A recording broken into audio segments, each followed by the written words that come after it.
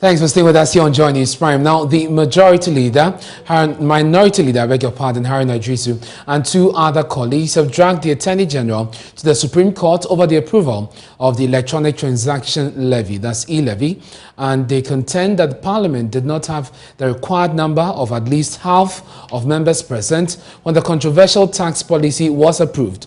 The Tamale South MP and his colleagues want the Supreme Court to declare that the said approval was contrary to law. My colleague Kweku Asante joins me via Zoom with details of the suit. Kweku, who are the other two MPs who have joined the minority leader, and what are the arguments?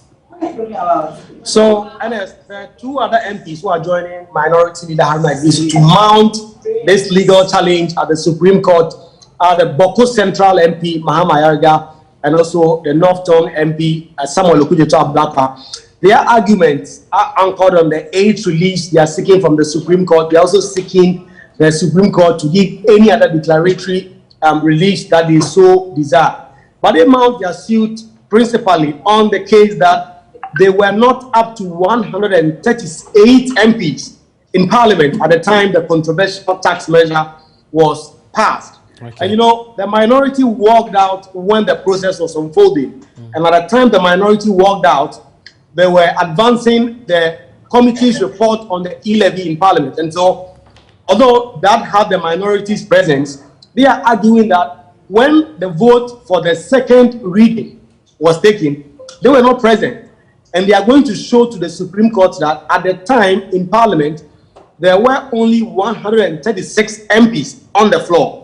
They say that Honorable Sarah Joasa, the Don Kwabena MP, was not in the chamber, and also the MP for Ahanta West and the Chieftaincy Minister Kojokum, who was rumored to be in the precincts of Parliament awaiting the bill to come to the floor so that they could come in and vote. And so they are basing their suit on these grounds, and they are asking the Supreme Court to reject the approval of the bill by Parliament. And just before you go, Ernest, we've been hearing from the majority this evening who are saying that they are going to ask the Supreme Court to reject these arguments from the NDC because the NDC should have stayed on the floor of Parliament and raised these issues and not actually go out and worry the Supreme Court, quote unquote, as it were, to ask the court to, reject the approval of the E-Levy. And I'm sure you're referring to the Deputy Majority Leader, Alexander Afenyo-Markin, who spoke to Evans on Top Story this evening.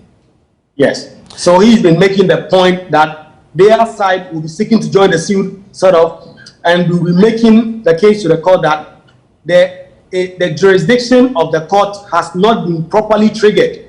And so the case must be dismissed just at the time it was filed, and it actually used the terms that the case is dead on arrival. Kweku, thank you very much for those details. The minority in Parliament is confident that the Supreme Court will set aside the approval of the E-Levy by the one-sided House. Ranking member on the Foreign Affairs Committee, Samuel Okujeto, who is joining the minority leader in this suit, granted us this interview, and he asked the judges to rise above partisanship.